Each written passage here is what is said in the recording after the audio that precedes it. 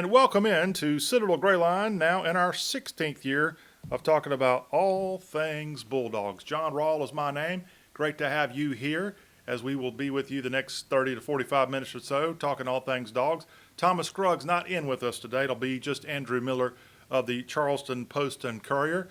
And a couple of easy ways for you to get in touch with us here at the show. Citadel at YALL.com is one easy way. And then we also have our call-in number for all of you in the Charleston area. This is pretty easy to remember, but for those of you outside of the low country, 843-779-8496 is how you can reach us here at the Gray Line. I want to remind you we have some great partners here on Citadel Gray Line each and every week, IPS Packaging and Automation. Then we also have Franklin Plumbing and Drain Cleaning, as well as Daybreak Adult Care Services. Pedigo with offices in both Aiken and in West Columbia, a.k.a. Soda City. And y'all.com also helps present this show each and every week. Daybreak Adult Care Services can be found at Columbia.daybreakcare.com. Call them at 803-599-3014. And on that website, if you go to their address, Columbia.daybreakcare.com, you can schedule a free in-home care consultation as Daybreak offers compassionate, professional, in-home caregivers. If you've got a loved one that may need some help, especially those dealing with Alzheimer's or dementia, please consider Daybreak Adult Care Services. Their number to call, 803-599-3014, 599-3014 in the Midlands of South Carolina. It's Daybreak Adult Care Services. We welcome now into the program Andrew Miller of the Charleston Post and Courier, and the Citadel trying to rebound from another loss, although more respectable in their setback to Furman as they went to Greenville last week, Andrew, and ended up losing by 2 touchdowns, 28-14. Yeah, they played by far, I think, their best game of the season on both sides of the football. No question about that. Able to move the ball pretty well against a pretty good Furman defense. Got it inside the red zone 5 times, inside the 10-yard line 4 times. Only, unfortunately, it came away with 2 touchdowns, which is something that Maurice Drayton addressed in this week's Monday press conference. And then defensively, I thought they played pretty well against, again, a really good Furman offense. They tackled well. This was by far their best tackling game of the season. There was a lot of physicality out there. At the line of scrimmage, I thought they did a much better job than they've done in the past. Came up with an interception on the first play, on Furman's first play. So got out of the gates pretty quick, really, on both sides of the ball. And, that's a nationally ranked team, and they're a nationally ranked team for a reason. And they're a top 5 program right now in FCS. And I thought the Citadel on the road represented themselves extremely well and had opportunities, really, especially in the fourth quarter, to kind of make that game a little bit more interesting than I think the Paladin fans were hoping for and kind of expected when they got out to the 28-0 lead. But there were so many opportunities for the Citadel, to score. They were going to score first. They were going to take their first lead of the season in the first half a couple of times on a couple of different occasions. They played really well. And if they play like that for the last 5 games, I guarantee you that they're going to win more than one and probably 2 or 3 of these games. They played really well, I thought. Yeah, and I was watching that game in the first half. It was a close game. This was a very good top 5 Furman Paladin team, and the Citadel with a chance to put some points on the board before the end of the first half. And unfortunately, they came within a whisker of getting a special teams touchdown. Talk about that play, if you will. Yeah, there was a kind of a fake field goal. They lined up a field goal, and they lined up, and I can't remember the formation because he called it a certain formation. And then they had basically their kicker throw it to their holder, which I thought was a great play. And I guess they lined up I guess it was an illegal formation. That's why that they weren't able to count that as a touchdown. They just, again, he talks about sins, that's self-inflicted negative plays, and they've had the Citadel has had more than their fair share of those this season. But great job there on the fake field goal. Ran it to perfection. We saw last week in the game against Western Carolina, they kind of run the throwback pass on the kickoff that again results in a touchdown. So they're bringing out kind of all the stops. They're making it fun. I know the players love those trick plays, so they're making it fun for them. But really, that the first drive they go all the way down the field, and then Grayson Underwood unfortunately throws a touchdown in the end zone in a scenario where I thought for sure they were going to score first and take a lead. And again, that'd have been the first time they'd have ever led this season in a game. And then he just throws the pick, unfortunately, and things kind of didn't unravel from there. But again, they didn't unravel, which again I thought showed the character of this team. People who think that this team has given up, they have not been very close with the team because they really did fight to the very end. Yes, they sure did. And again, some second half touchdowns to make this score only a 2-touchdown deficit, but a much improved performance. And that's important heading into a winnable game this week against the VMI Keydets. Unfortunately, as our headline today says, 7 straight seasons of agony. The Citadel has not had a winning season and won't have a winning season again this year. You have to go all the way back to 2016, the last time there were more wins on the ledger than losses. Yeah, and again, it's gonna. I said from the very first broadcast that I've been on is that this is gonna take Maurice Drayton some time to put the players that he needs into this kind of system, both on both sides of the ball. Well, again, I thought the defense would be a little bit further along than they have been. Again, they've had a couple of injuries here, stumped them a little bit here, but I thought they'd be a little bit better, but again, this last game against Furman, I thought they played, their best game of the year. But offensively, I just knew that this was going to take some time, and it might take, another season, another recruiting class before they kind of get this thing rolling. But I think we're seeing again improvement, and that's really what Maurice wanted from the very beginning. Is kind of improve a little bit each and every day, and I think they're starting to move in the right direction. Where does the Citadel stand currently from a health standpoint for this football team? Really pretty good for the most part. Dustin Fletcher, the starting quarterback, he's out with a concussion. Wilson Hendricks the third, he was lost in the preseason, and remember 2 years ago, he was one of their best secondary guys. They got a couple of other bumps and bruises. He's expecting pretty much everybody to be available except those two that I just mentioned for the game against VMI, and I think they realize how important this is. So, you know, it's kind of typical this time of year when you've played. This is going to be their seventh straight game. I mean, you're going to have bumps and bruises. You're going to have guys playing at 100%. But I think overall, starter wise, I think they got pretty much everybody in place that they were hoping for. All right, we're going to talk about the battle for the Silver Shako here in just a moment. Let me tell you about another great presenter of Citadel Gray Line each and every week. It is Franklin Plumbing and Drain Cleaning, a stellar team of plumbers. Their website, franklinplumbing.sc.com, as Franklin Plumbing and Drain Cleaning offers full-service plumbing, gas, drain, and it's a sewer company as well, with a 24-hour emergency service available to you Monday through Thursday.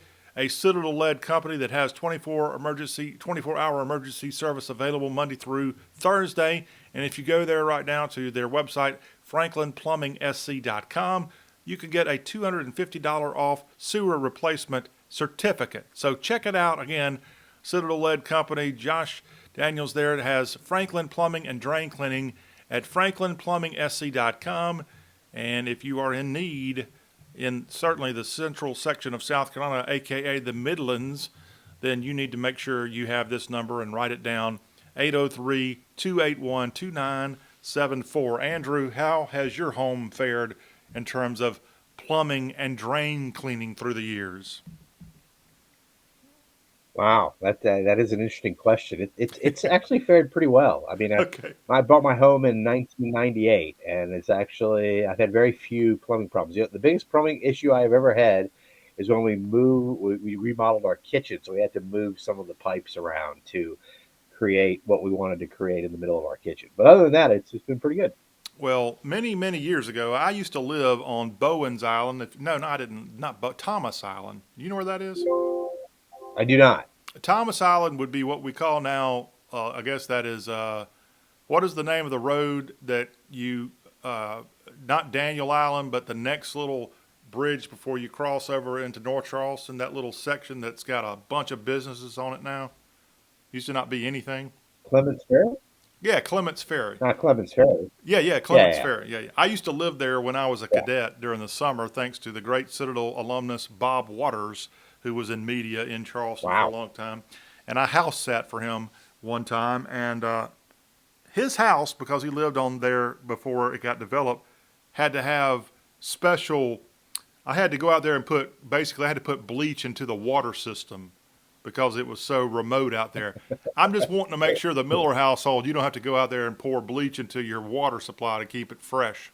No, Okay. no. And what's interesting about Clements Ferry is that we live right near Clements Ferry. So if I want to go to North Charleston or if I want to go to Dandelion anywhere, I got to basically go on Clements Ferry. And I there was a so Robert Porcher, he was a first round draft pick in the NFL, the Detroit Lions, and he I think it was 90 or 91. I had to go out there on Clements Ferry to to go to his draft party, and I thought I'd gotten lost, and I didn't. I was like, man, no one's going to be. This is before GPS, before anything like that. I was like, man, if, I'm lost. If I make the wrong turn, I don't know where I'm going to end up, and I hope somebody just finds my body. That's kind of Yeah. where I was back in those days.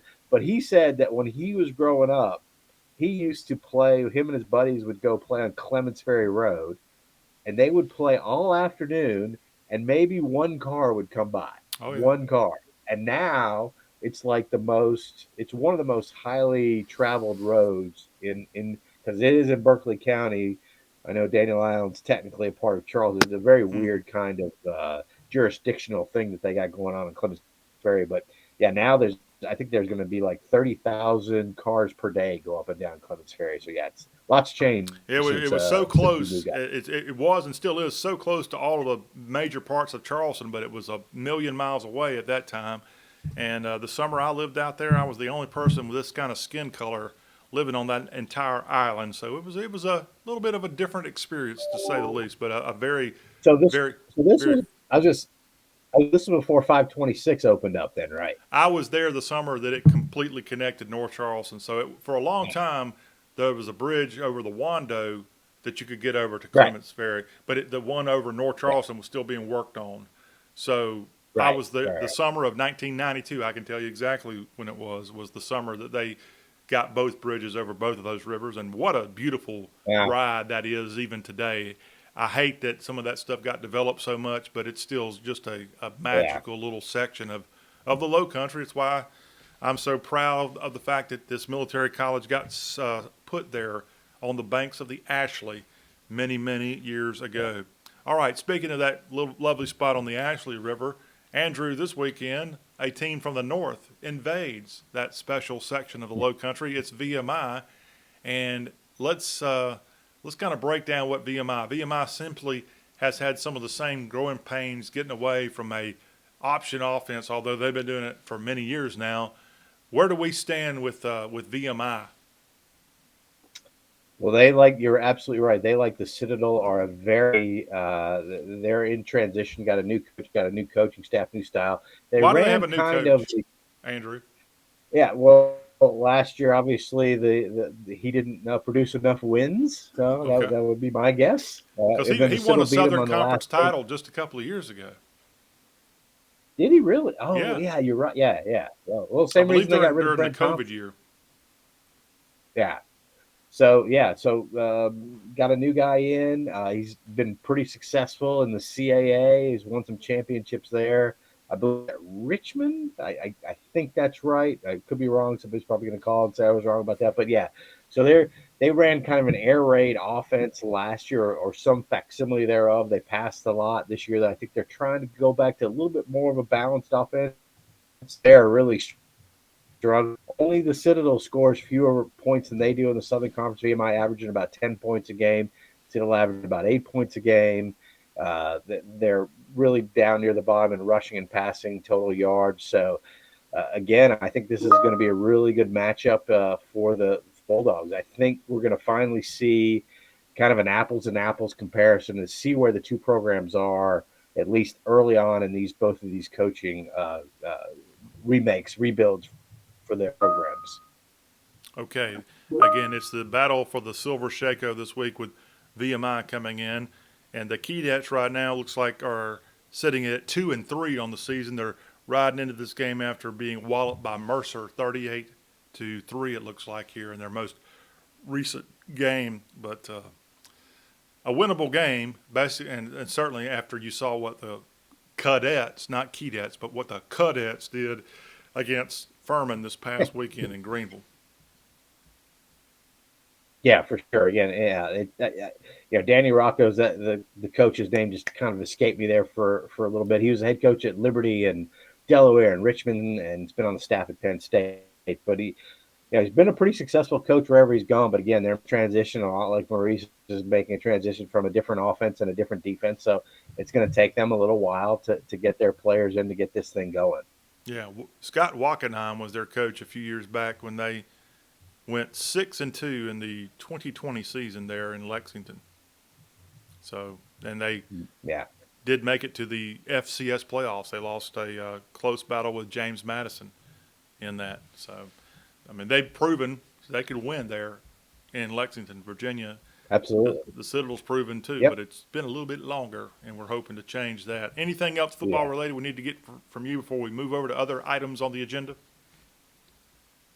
Yeah, I think that the thing that surprised me is when you cover and write about a team that hasn't won a game, and now we're halfway through the season. You think players or staff or people have given up, and after being around the team up at Furman, I just that's not the case. I just think there's a lot of positivity still, and it's just that for me it's kind of surprising. But I also think that it's a new program and it's a new energy about it, and I give this coaching staff up till this point, a ton of credit for keeping these guys focused and keeping them on task. And again, we've seen little bits of improvement. Obviously, I think Maurice Drayton put it the best. He goes, "But we're still in this to win the games and no moral victories," and I think that's been his attitude. So, well, hopefully they can get a one in the win column here on Saturday against VMI. Andrew, how much have you had a chance to play to some of the? How much have you had a chance to talk to some of the cadet student athletes? A good little bit more so after the games, obviously, and then on the fields, I try to talk to the guys, and again, their attitude's been really good. I can tell when somebody's just kind of putting on a good face when they don't really mean what they say, but these guys seem. They're pretty together, and again, it's really tough to be that way when when your team has not shown a whole lot of success there on the team and on the field in the wins and loss department. All right, let's move on here on the program as we have that VMI Silver Shako battle. Chance for the Citadel to keep that or keep it back in Charleston SC. Let's tell you now about IPS Packaging, as ladies and gentlemen, as you're cheering for the Citadel Bulldogs. We want to introduce you to a true champion off the field, IPS Packaging and Automation. This is a family-owned and operated powerhouse. It's been a titan in the packaging industry since way back in the bicentennial year of 1976, clocking over 4 decades in the game. They stand tall as a leader in the packaging products industry, automation equipment, and top-notch service. IPS Packaging and Automation plays a crucial role in the packaging processes of countless businesses and manufacturing facilities across the entire U.S. of A. And here's a fun fact for you Bulldog fans. IPS Packaging and Automation has been a proud sponsor of Citadel Athletics for the last 10 years. Discover what they can do for you. Dive into their website at ipack.com, that's ipack.com, or call them up at 800-277-7007. That's 800-277-7007. IPS Packaging and Automation, a proud supporter of your Citadel Bulldogs and of Citadel Athletics. Continuing the fun here with Andrew here on Citadel Gray Line. If you'd like to get involved, again, you can do that at 843-779-8496. Andrew, here on this program, we're generally pressing forward. We got our eye on the future here. But if you don't mind, I'm going to rewind back to last week for a moment because we got a lot of feedback. In fact, we got one text that came in since last week's program. It says, great show this week. So thank you for that very kind words. Last week's program, if you didn't have a chance, go back and check it. We're on podcast form. You can catch Citadel Gray Line in iTunes or Apple Podcasts and other podcast platforms like Spotify. Just search for Citadel Gray Line, and you can listen to the show. And then on YouTube, you can find Citadel Gray Line's YouTube channel. Plus, we're posted at thelordsofdiscipline.net and other sites where you can watch this program. But we had a very insightful discussion last week, primarily about the role of NIL, name, image, likeness, with a small school like the Citadel. So we got a lot of feedback, frankly, and I'm just going to scan through, Andrew, a few of the comments they sent us over the last couple of days. One said, well, that was interesting. Biggest thing is what we want to be, and can we afford it? I want us to be all cadet or grad students and be competitive in the Southern Conference. Never going to happen. In other words, coming from a user named mrider46 on lordsofdiscipline.net. Also, 81 Dog writes, I can live with having about 10 to 15% of our teams being transfers or grad students, but they need to be clean cut like cadets, maybe not a haircut as short, but close. And this person goes on to write a whole lot more. There were over 10 comments posted about our show from last week. So go to the great Citadel unofficial message board, lordsofdiscipline.net, and you can weigh in on our subject here of NIL. Since we gathered last week, Andrew, have you heard anything about millions and millions of dollars pouring in to help out the Citadel football team? Yeah, not that I have heard of, but again, with the network that the Citadel has, this should not be. I compare the Brigadier Foundation to the Cougar Club over at the College of Charleston, and yes, the College of Charleston has more students than, at least undergraduate students, than the Citadel does.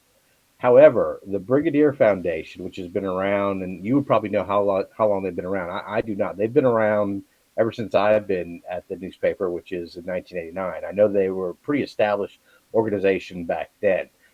But up until 4 or 5 years ago, the Brigadier Foundation was just head and shoulders above what the Cougar Club was.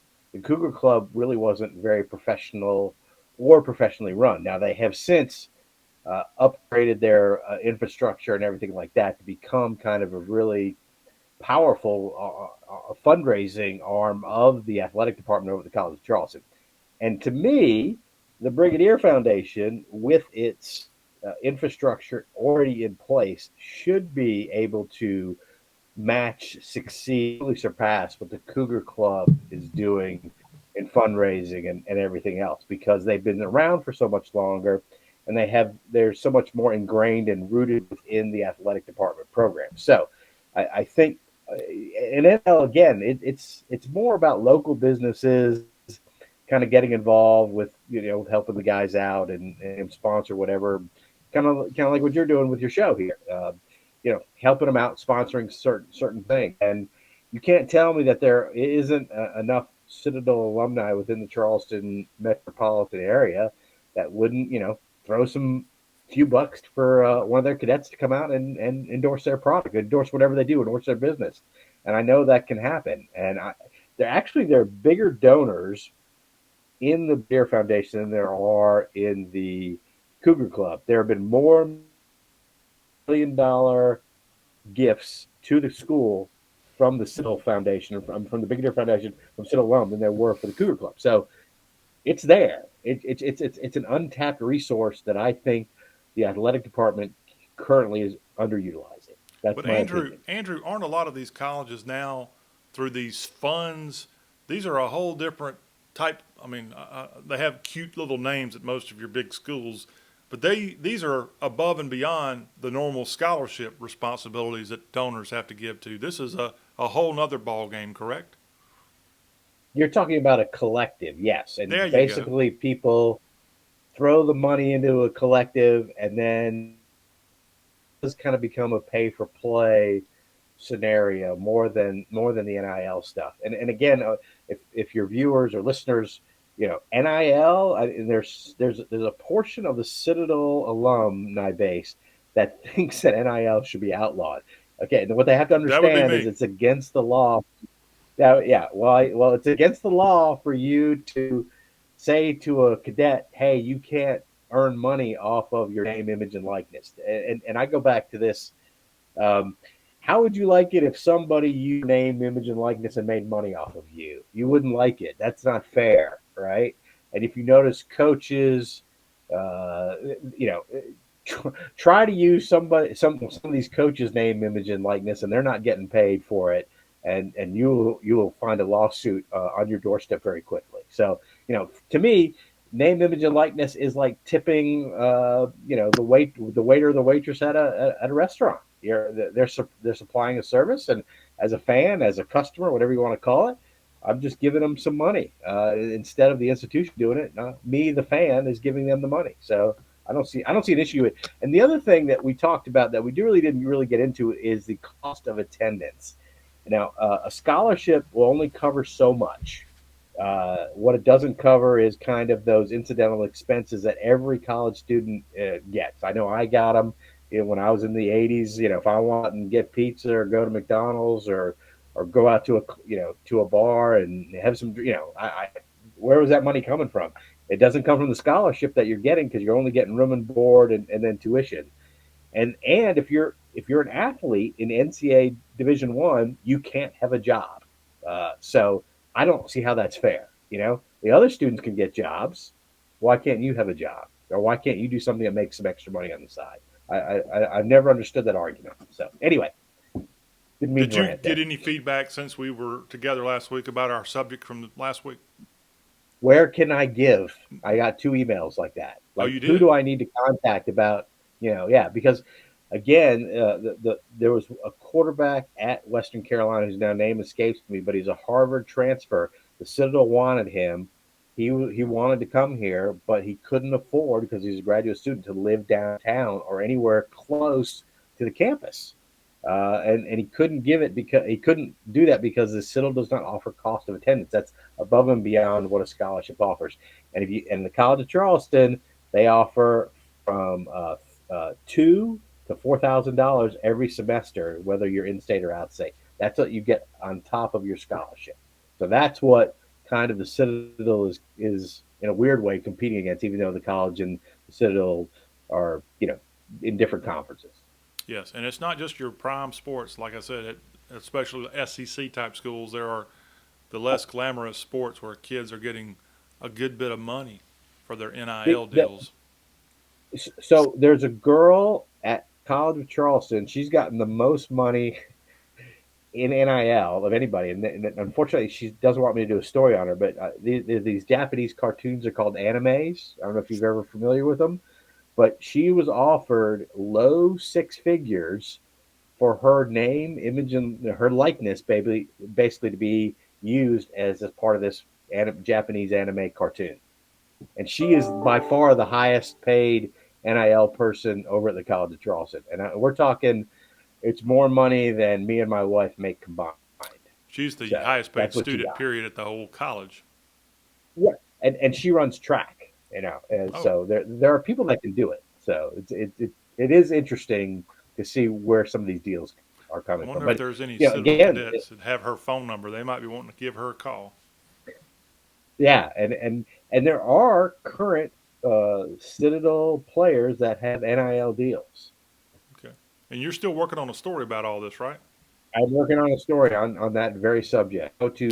How do mid-major schools like the Citadel, like the College of Charleston, how are they competing on this level? Because they can't compete with the South Carolinas and the Clemsons of the world. There's just no way. So what do they do? What is their philosophy in getting out in front of this thing? And even at the big schools, you might have seen the headline in the last day or so. It's some real problems even within teams on major conferences. For example, Coach Mark Stoops of Kentucky coming out saying, well, Georgia bought a lot of really good players after his Wildcats went down between the hedges this past weekend. Some real animosity, I guess, there. Yeah, no, no doubt. And again, as I've said. I think I said this last week. I think college football is just going to basically break off from the NCAA. They're going to kind of become their own little fiefdom, It's going to be about 60 to 70 schools because those are the only ones that can really compete at this level. And then I think we're going to start seeing the Olympic sports and basketballs and baseballs. I think they're going to go more back to a geographical kind of ACC, SEC, Big Ten, Pac-12 kind of scenario. I think it might take 5 to 10 years, but I think that's eventually what is going to happen. There's going to be a super conference, and those group of five schools are going to be kind of another little conference, and then there's going to be the FCS people.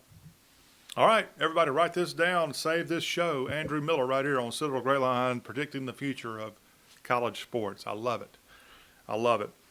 We do have one comment from our earlier program about Citadel football, as Hayes Lothian has let us know that holding on the defense on a blocked field goal was kind of odd. He's referencing the Dogs game against Furman from this past weekend. We appreciate the feedback from there. And again, if y'all have any questions, comments, or anything, even throughout the week, we welcome you here at Citadel Gray Line to email us, citadel@yall.com, or you can also text us at 843-779-8496.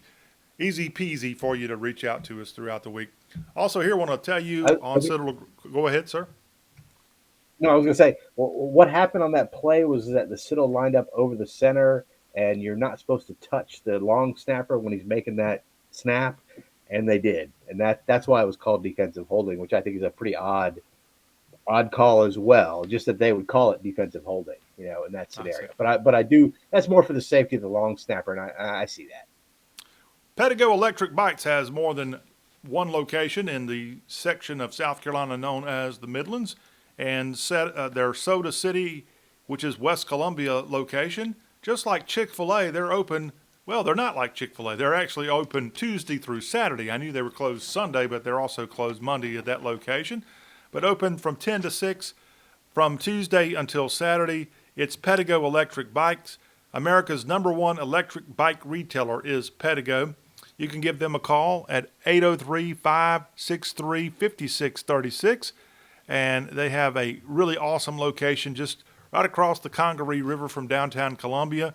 You can go there and shop for e-bikes as well as check out all the new arrivals. And then if you're still kind of in question about a Pedigo electric bike, please consider renting a Pedigo electric bike and enjoy the river area right there in West Columbia and all that section of South Carolina's capital city. It's Pedigo Electric Bikes. You can go to the website PedigoElectricBikes.com and learn more about the Soda City location. They also have the location in Aiken, South Carolina of Pedigo Electric Bikes, and they are one of our great sponsors of Citadel Gray Line. Again, the website, PedigoElectricBikes.com. And Andrew, that's my kind of exercise right there, getting on an electric bike.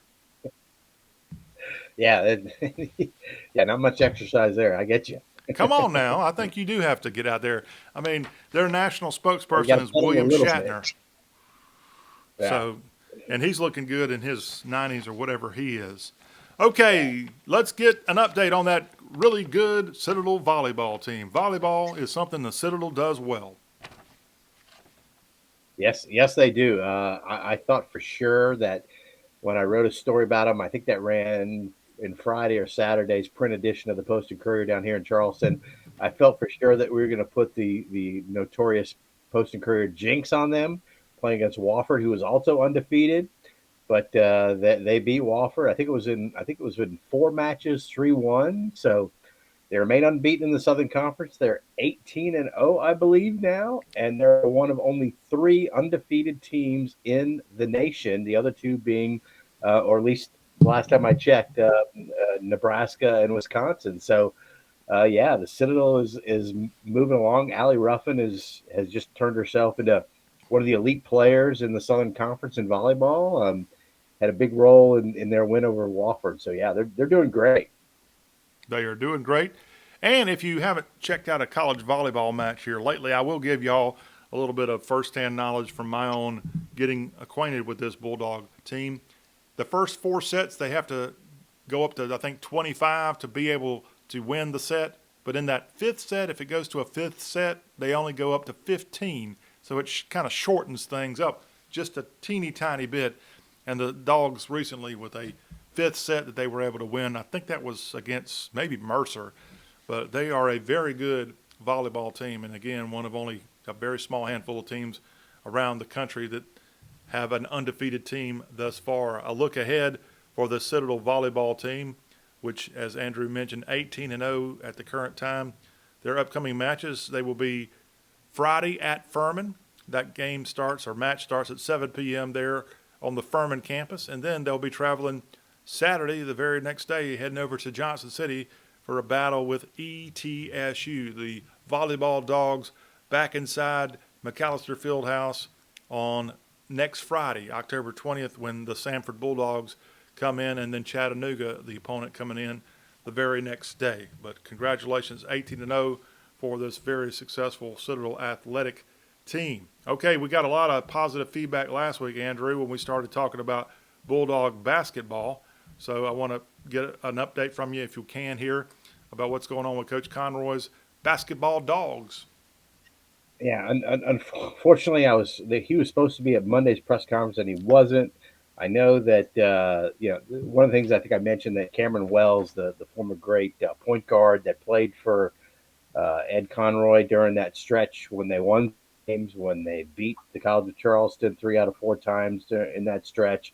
I know he's now hired on as an assistant coach. They got a couple of really good transfers, one from Vanderbilt, one from Presbyterian. That's going to make them a much bigger, much more physical basketball team. Mm-hmm. But as he pointed out, there are no juniors and there are no seniors on this team. They're only graduate students and then freshmen and sophomores. So this is going to be a very interesting mix of people on this team. I think you're going to be really happy with the 2 grad transfers there that they got coming in. Both really nice guys. One of them, the kid at PC, whose now name escapes me. I'm getting old. I hate it getting old when I forget people's names, but his father was a Citadel Bulldog in the past, and he played really well for PC last year. He was probably their best player. Winston did not Hill. play against the Citadel. Winston, yeah, that's it. Yep. And did Kent not play Hill, against a Bulldog right. basketball player from the past. Kent Hill was his dad. Kent Hill, yep, that was his dad, and he didn't play against the Citadel last year. He was hurt when PC came to town at McAllister Fieldhouse. So, but he was really showed what kind of player he was in the game that I watched against College of Charleston. I think he went for like 18 and 12 against CFC in their game when they played last year. So he's a really good addition, and I think they're going to be much improved from last year. It won't have kind of that outside threat that they had last year with Austin, who just that guy would throw it up from anywhere, and I would think would go in more times than not. So really enjoyed it. I think I saw him make 9 threes one game. I can't remember who that was against, but what a pleasure it was to watch him play last year. A lot of fun. And if you start watching the Dogs when they get into real play, and that starts early November, don't think that the Citadel has moved up to the ACC, because the first 2 opponents they've got are against NC State. That's on the road in Raleigh. And then they've got the Boston College Eagles coming into McAllister for a game on November the 10th, which I believe is homecoming weekend there on the Citadel campus, I think. So, yeah, you got a big weekend. Yeah, Earl Grant is the head coach at Boston College.